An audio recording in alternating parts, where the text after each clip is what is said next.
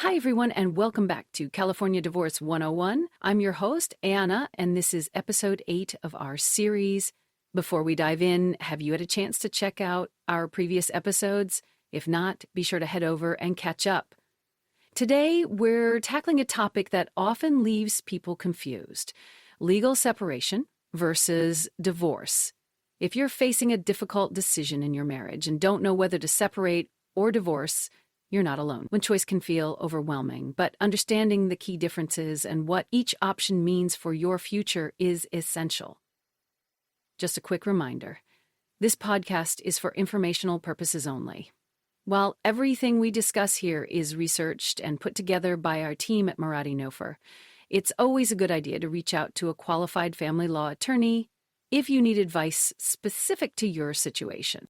Joining me today is our guest, Kate, and together we'll break down everything you need to know about legal separation and divorce. Let's get started. Thanks, Anna. I'm really looking forward to today's conversation. It's essential to shed light on the key differences between legal separation and divorce. I didn't realize there was such a big difference, and I'm pretty curious what you have for us today. What's the first and most crucial thing someone needs to understand about legal separation versus divorce? The biggest distinction comes down to your marital status. In legal separation, you live apart and you have court orders about things like money, kids, and property. But legally, you're still married. So the marriage technically continues even though you're living separate lives. Correct. It's like pressing pause. With divorce or dissolution, as it's called in California, the marriage ends completely. No more legal ties. You're free to remarry. So if you're saying separation is like pressing pause, then divorce would mean you're hitting stop. Yes, that's a great way to put it. Okay, that pause versus stop distinction really helps me a lot. I imagine deciding which path to take can play a big role in how a couple might discuss things like spousal support, right? Absolutely. Spousal support can be part of both processes. In a legal separation, you create a separation agreement that can include spousal support terms. But since you're still married, the support is a bit more transitional while the marriage is still intact. So you're getting financial support while staying married? Exactly. On the flip side, with a divorce, the support becomes part of the final divorce agreement. It could be temporary to help while someone tries to find a job, or it can be long-term, especially after a long marriage. We've talked about this in some of our prior podcasts, but just to refresh your memory, the courts evaluate the same factors in both cases. Things like the length of the marriage, financial needs, and the ability to pay. Got it. The support's possible in both scenarios, but it might feel very different depending on which path you choose. Now, let's talk about something always on people's minds: property. California's a community property state, right? Yep, that's correct. In California, property acquired during the marriage is typically split 50-50. This applies whether you're legally separating or divorcing. So, the basic split stays the same, but the implications are different depending on which path you take. In legal separation, since you're still married, you might be able to keep filing taxes jointly, which could save money. You might also be able to stay on your spouse's health insurance plan, which is a huge one. Health insurance, I know that's a big deal for most families.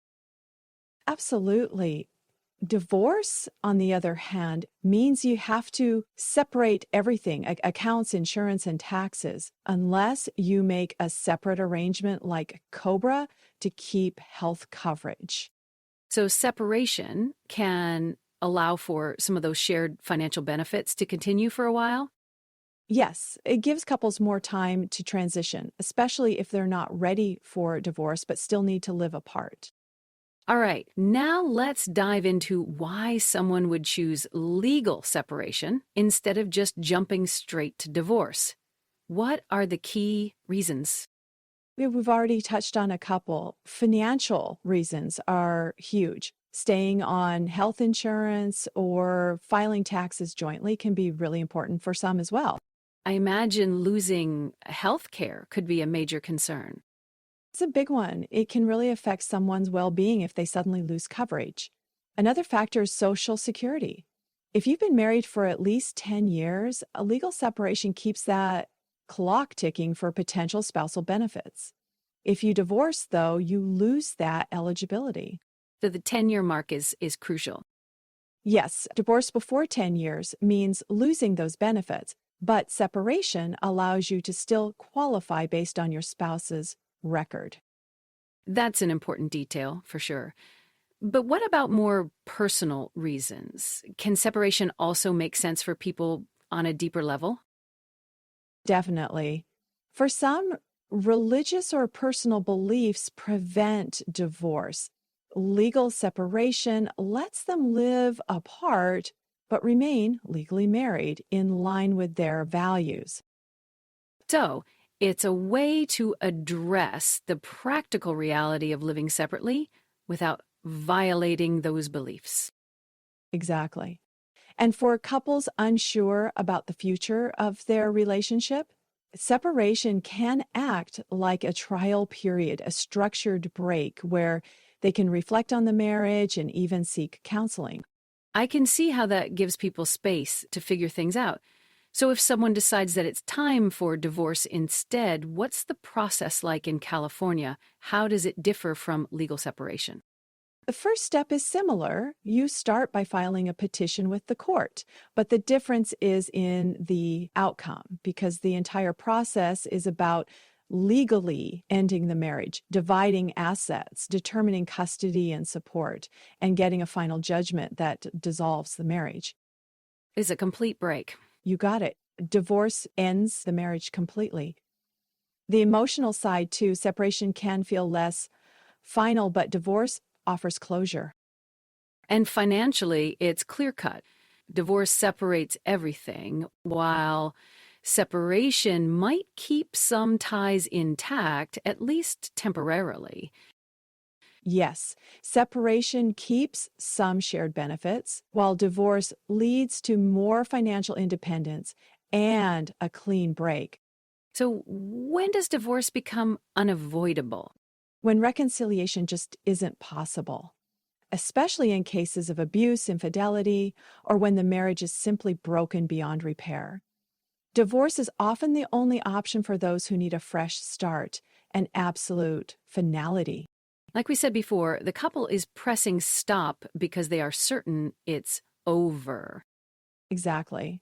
For others, separation offers a chance to live apart and reevaluate the marriage. It really depends on the person and their unique situation. Yes, and it's an incredibly personal choice. Every couple has their own reasons and circumstances. So, if listeners are sitting on that crossroads, what should they consider most carefully? They need to weigh emotional readiness, financial implications, and personal beliefs. Are they ready to end the marriage completely? Is reconciliation even a possibility? It's a big decision, no doubt. So, as we wrap up, what's the single most important takeaway for our listeners? Biggest takeaway I think they should have is that these are two distinct paths with very different long-term consequences, and someone considering which path should take the time to really consider which one is best for them. That can mean talking to friends, family members, and professionals who can help them consider all the various implications. Great advice. Thank you so much for walking us through this. You're welcome. It's been a pleasure. A big thank you to all of you for joining us for today's episode of California Divorce 101. If you have any questions or need more guidance, feel free to reach out to us at intake@caflg.com. And be sure to subscribe so you don't miss any future episodes. Thanks for tuning in and take care. We'll see you next time.